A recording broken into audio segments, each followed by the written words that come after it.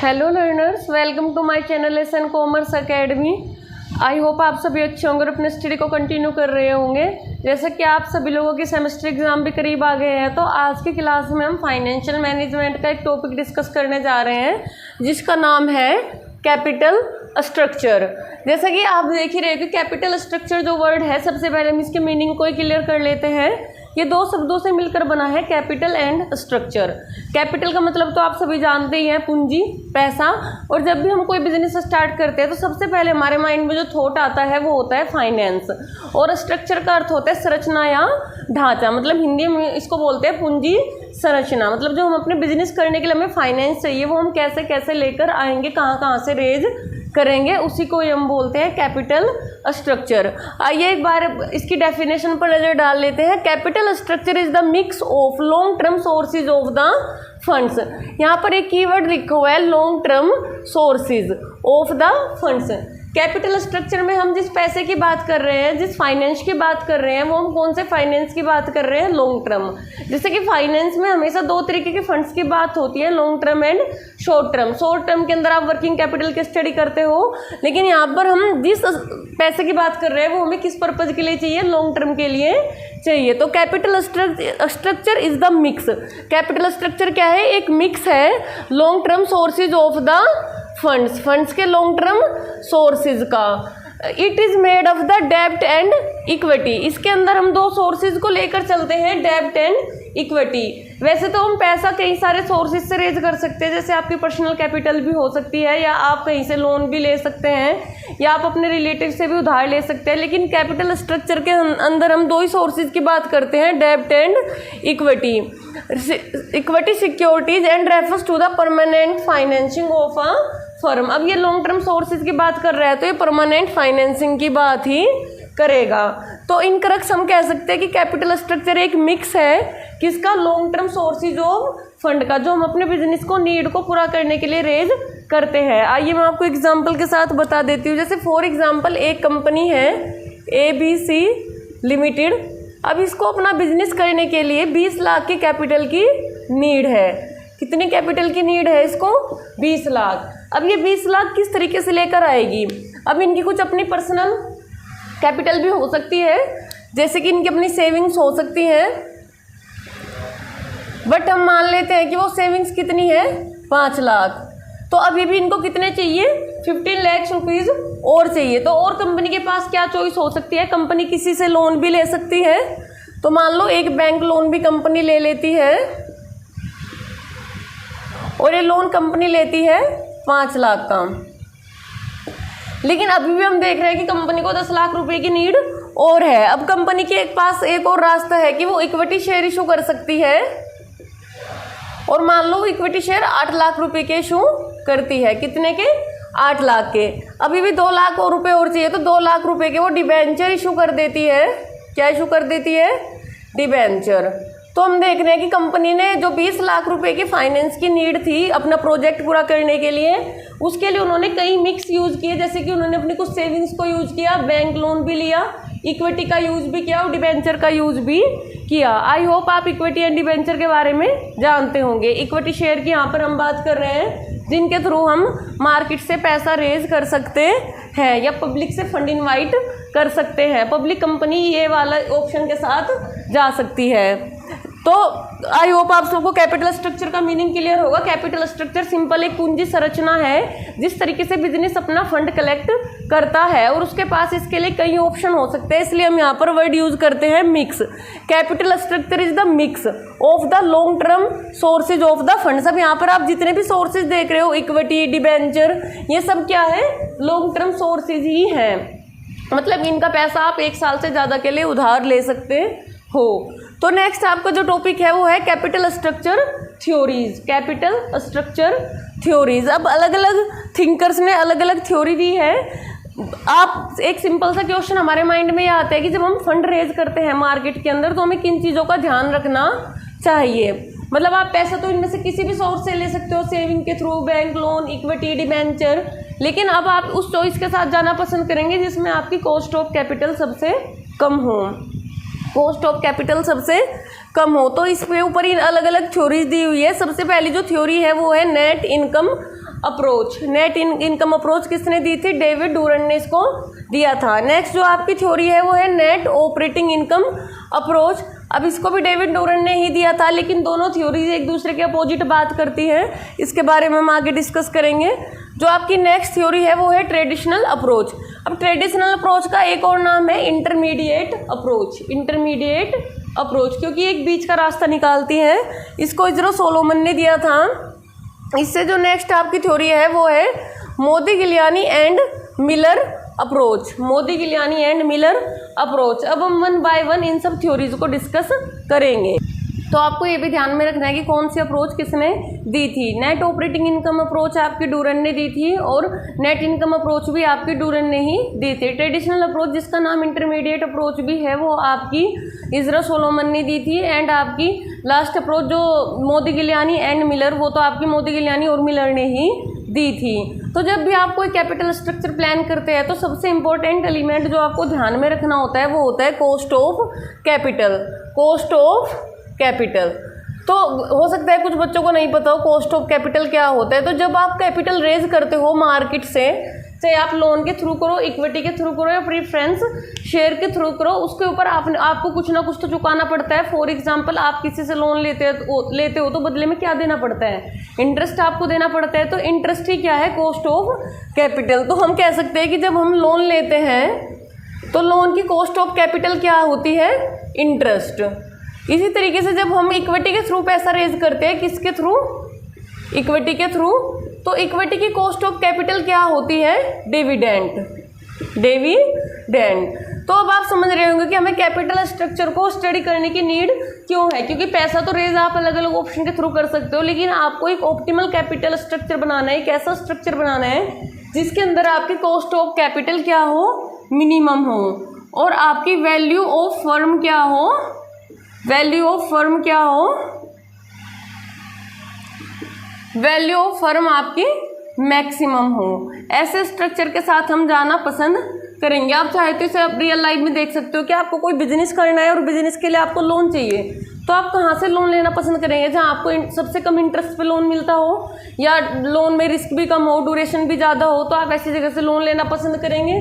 तो सिंपल सी बात है कि जहाँ आपका इंटरेस्ट कम होगा वहीं से लोन लेंगे। इसी तरीके से आप वही मिक्स के साथ जाना पसंद करेंगे या उन्हीं सोर्सेज को साथ जाना पसंद करेंगे जिनके अंदर आपकी कॉस्ट ऑफ कैपिटल कम से कम हो।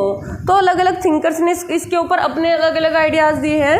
तो आइए हम one by one theories discuss कर लेते हैं। सबसे पहले हम डिस्कस करेंगे net income approach. Net income approach आपकी डेविड डूरन ने दी थी, और नेट इनकम अप्रोच में सिंपली एक बात कही गई थी, जब भी आप किसी बिजनेस के लिए कैपिटल रेज करते हैं तो सबसे ज़्यादा आपको डेब्ट फाइनेंस का यूज़ करना चाहिए, क्योंकि डेब्ट फाइनेंस कैपिटल का एक चीपर सोर्स है।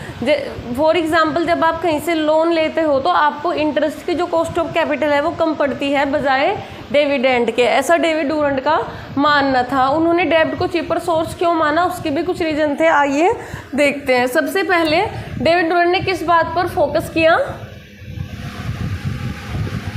Fund raised by debt finance, because debt is cheapest source of finance.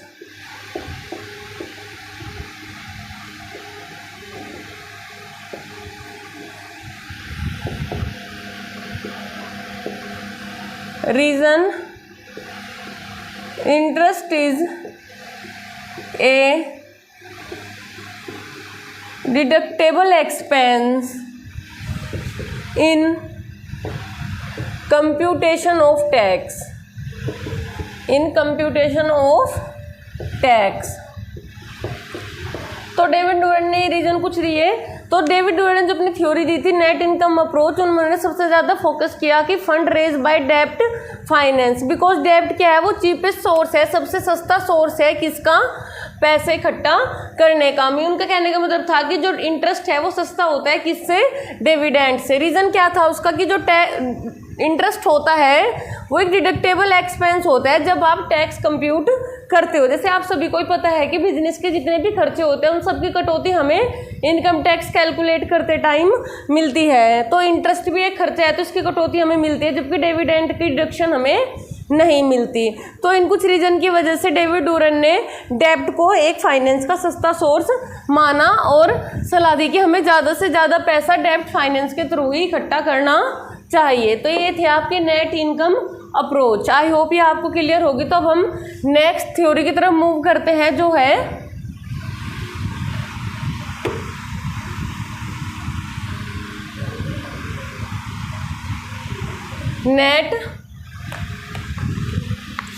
Net operating income approach. Net operating income approach. तो नेट ऑपरेटिंग इनकम अप्रोच भी किसके द्वारा दी गई थी? ये भी आपके डेविड डूरंट के द्वारा ही दी गई थी। किसने दी थी? David Durand. तो डेविड डूरंट ने ये दी थी, जबकि ये नेट इनकम अप्रोच के नेट ऑपरेटिंग इनकम अप्रोच भी आपकी डेविड डूरंट ने दी थी, जबकि नेट इनकम अप्रोच के बिल्कुल अपोजिट बात ये करती है। तो सिंपल सी बात है, इस बंदे का नहीं पता था इसके माइंड में क्या चल रहा था। पहले इसने नेट इनकम अप्रोच दी जिसमें इसने कहा कि डेब्ट के थ्रू फंड इकट्ठा करो, डेब्ट सस्ता सोर्स है, इसकी टैक्स में डिडक्शन मिलेगी, अगर आप डेब्ट यूज़ करोगे तो कॉस्ट ऑफ कैपिटल कम होगी, वैल्यू ऑफ फर्म बढ़ेगी। लेकिन फिर बाद में इसने खुद ही कहा कि ऐसा कुछ फर्क नहीं पड़ता, ऑप्टिमम कैपिटल स्ट्रक्चर जैसा कुछ होता ही नहीं है, आप कितना भी डेब्ट लो कितना भी इक्विटी लो कुछ भी फर्क नहीं पड़ता, आपकी कॉस्ट ऑफ कैपिटल कंस्टेंट ही रहती है। तो नेट ऑपरेटिंग इनकम अप्रोच में डूरंट ने क्या कहा कि nothing like optimum capital structure. Nothing like optimum capital structure की ऑप्टिमम कैपिटल स्ट्रक्चर जैसा कुछ नहीं होता। जब हम कैपिटल स्ट्रक्चर की थ्योरीज की बात करते हैं तो वैसे तो हम जब पैसे इकट्ठा करते हैं कई सोर्सेज के थ्रू कर सकते हैं, प्रेफरेंशियल का यूज़ भी हम कर सकते हैं, लोन्स का यूज भी कर सकते हैं। लेकिन कैपिटल स्ट्रक्चर थ्योरीज में एक अजम्पशंस है कि हम फाइनेंस के सिर्फ दो ही सोर्सेज के बारे में बात करेंगे, डेब्ट एंड इक्विटी। डेब्ट एंड इक्विटी। तो nothing like optimum capital structure ये नेट ऑपरेटिंग इनकम अप्रोच में उन्होंने कहा, मतलब उनका कहना था कि चाहे आप डेब्ट 25% रखो, इक्विटी 75% रखो, कॉस्ट ऑफ कैपिटल कंस्टेंट ही रहेगी, कॉस्ट ऑफ कैपिटल कंस्टेंट ही रहेगी, कंस्टेंट कॉस्ट ऑफ कैपिटल, उसके ऊपर कोई फर्क नहीं पड़ेगा। चाहे डेब्ट आप 0% कर दो और इक्विटी 100% कर दो तब भी आपकी same he cost of capital रहेगी। चाहे आप दोनों को 50-50 भी कर लो तो भी आपकी कॉस्ट ऑफ कैपिटल पर कुछ फर्क नहीं पड़ेगा और आपकी वैल्यू ऑफ फर्म भी सेम ही रहेगी, वैल्यू ऑफ फर्म भी सेम ही रहेगी। ऐसा उन्होंने नेट ऑपरेटिंग इनकम अप्रोच में कहा था। अब इसका भी एक रीज़न है कि उन्होंने ऐसा क्यों कहा कि nothing like optimum capital structure 25-75 का रेशो ले लो, 50-50 का रेशो ले लो या 100% इक्विटी रेज कर लो, कुछ भी वैल्यू ऑफ फर्म के ऊपर फर्क नहीं पड़ेगा। तो उसका उन्होंने एक रीज़न दिया, वो यही था कि जैसे जैसे कोई कंपनी ज़्यादा डेब्ट यूज़ करती है, क्या ज़्यादा यूज़ करती है? डेब्ट, जिसको हम क्या बोलते हैं? लिवरेज। क्या बोलते हैं? लिवरेज। तो जैसे जैसे कोई कंपनी ज़्यादा डेब्ट यूज़ करती है, ज़्यादा लिवरेज यूज़ करती है, मान लो कोई कंपनी है उसमें 75% लोन है और 25% इक्विटी है, 75% लोन 25% इक्विटी। अब मान लो कोई दूसरी कंपनी है, ये कंपनी है मान लो AB limited, AB limited.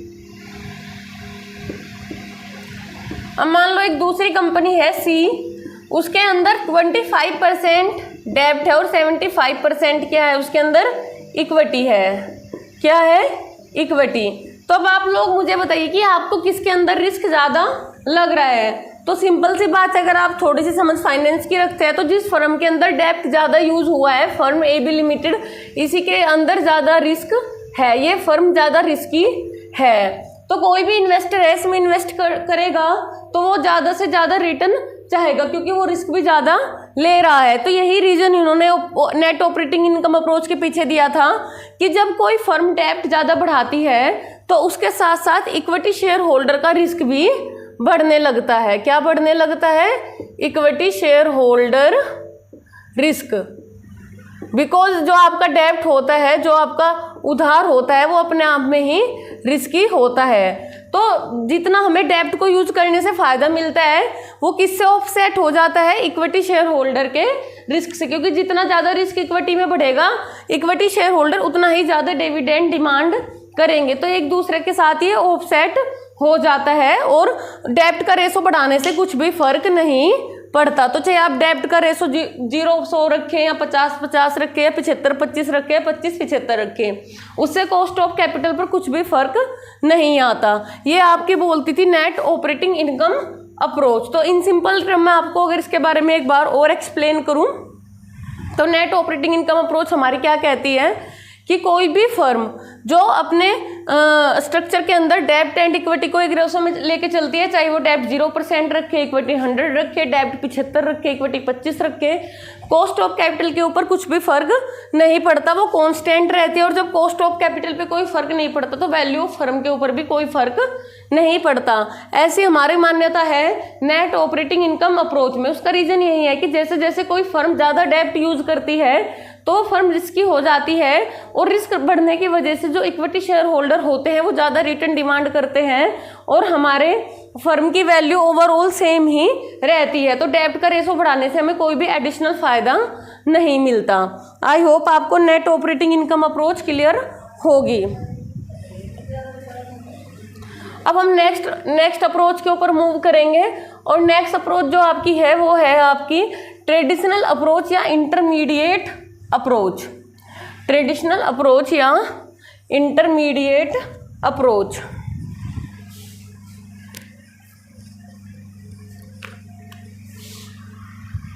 Traditional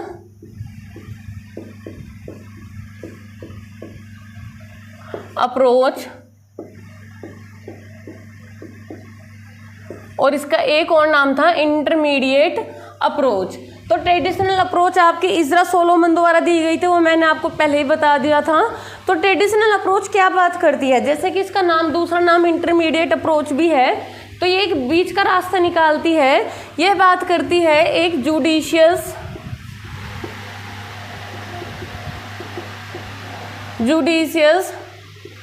डेब्ट इक्विटी मिक्स की, या आप कह सकते हैं ऑप्टिमम डेब्ट इक्विटी मिक्स। ऑप्टिमम डेब्ट इक्विटी मिक्स ये आपकी बात करती है ट्रेडिशनल अप्रोच। ऑप्टिमम डेब्ट इक्विटी मिक्स या आपका जुडिशियस डेब्ट इक्विटी मिक्स, मतलब ये एक आइडियल रेशो की बात करती है कि डेब्ट और इक्विटी को हमें एक आइडियल रेशो में लेके चलना चाहिए जिससे हमारी कॉस्ट ऑफ कैपिटल क्या हो सकती है? Minimum cost of capital. और आपको पता है जब कॉस्ट ऑफ कैपिटल मिनिमम होगी तो हमारी वैल्यू ऑफ फर्म क्या होगी? वैल्यू ऑफ फर्म होगी मैक्सिमम। वैल्यू ऑफ फर्म क्या होगी? मैक्सिमम। तो जो आपकी ट्रेडिशनल अप्रोच थी उसका मानना था कि एक लेवल तक आप अपने स्ट्रक्चर में डेब्ट का यूज करें वो आपको फायदा देगा। अगर आप एक लेवल तक अपने स्ट्रक्चर में डेब्ट का यूज करते हैं वो आपको फायदा देगा, लेकिन अगर आप उसके बाद भी डेब्ट का यूज करते हैं तो वो आपके रिस्क को बढ़ा देगा और उससे मिलने वाले फायदे से ज़्यादा उसका रिस्क बढ़ जाएगा। तो इससे ओवरऑल कॉस्ट ऑफ कैपिटल बढ़ने लगेगी। तो ट्रेडिशनल अप्रोच इसी चीज़ की बात करती है कि हमें डेब्ट को एक लेवल तक ही अपने कैपिटल स्ट्रक्चर में यूज करना चाहिए, उससे ज़्यादा वो हमारे रिस्क को बढ़ाएगा। तो ये थी आपकी ट्रेडिशनल अप्रोच जो ऑप्टिमम या जुडिशियस डेब्ट इक्विटी मिक्स की बात करती है। नेक्स्ट जो आपकी अप्रोच है वो है Modigliani and Miller approach. Modigliani and Miller approach, तो आइए एक बार देख लेते हैं उसको भी।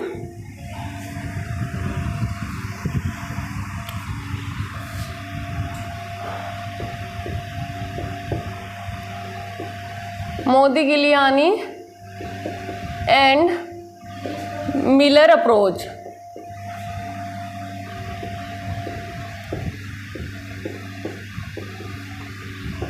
तो ये अप्रोच जैसा कि इसके नाम में छिपा हुआ है, मोदिगिलियानी एंड मिलर ने दी थी। इस अप्रोच में हम 2 लेवल की बात करते हैं। एक तो हम इसमें कंडीशन लेके चलते हैं विद टैक्स, और दूसरी कंडीशन हम लेके चलते हैं विदाउट टैक्स। विद टैक्स का मतलब है कि जब आपके कैपिटल स्ट्रक्चर में टैक्स एग्जिस्ट करते हैं, मतलब आपको टैक्स पे करना पड़ता है, और विदाउट टैक्स का मतलब है जब आपको टैक्स पे नहीं करना पड़ता। दोनों के अंदर ये अप्रोच अलग अलग हमें एडवाइस देती है। इस अप्रोच के अकॉर्डिंग अगर हम विद टैक्स की बात करें तो ये कहती है कि नेट इनकम अप्रोच आपके लिए बेस्ट है, नेट इनकम अप्रोच। बिकॉज आप ज़्यादा डेब्ट यूज करेंगे तो आपको टैक्स के अंदर उसका एडवांटेज मिलेगा और आपकी कॉस्ट ऑफ कैपिटल कम होगी। लेकिन अगर बात करें विदाउट टैक्स की, अगर टैक्स एग्जिस्ट नहीं करते तो इस अप्रोच का कहना है कि आप नेट ऑपरेटिंग इनकम अप्रोच के साथ जा सकते हैं, नेट ऑपरेटिंग इनकम अप्रोच। क्योंकि अगर टैक्स ही नहीं है तो आपको डेब्ट को ज़्यादा यूज करने का कोई अलग से एडवांटेज नहीं मिलेगा, नेट ऑपरेटिंग इनकम अप्रोच। तो ये बात करती थी आपकी मोदिगिलियानी एंड मिलर अप्रोच। मतलब ये दोनों ही थ्योरी को कंसीडर करती है, नेट इनकम अप्रोच को भी और नेट ऑपरेटिंग इनकम अप्रोच को भी, बट अलग अलग कंडीशंस में। तो आपको पहले देखना होगा with tax and without tax. अगर हम आपके एग्जाम के पर्सपेक्टिव से बात करें तो अगर आपका एमसीक्यू एग्जाम है तो आपसे डायरेक्ट ये भी क्वेश्चन पूछा जा सकता है कि नेट इनकम अप्रोच किसने दी या नेट ऑपरेटिंग इनकम अप्रोच किसने दी। तो ध्यान से आपको इनके जो थिंकर्स हैं उनका नाम याद करके जाने हैं और आपको कैपिटल स्ट्रक्चर के बेसिक भी पढ़कर जाने हैं। तो आई होप आपको ये लेक्चर समझ में आया होगा। अगर आपको वीडियो अच्छी लगी हो तो please like and subscribe. Thank you.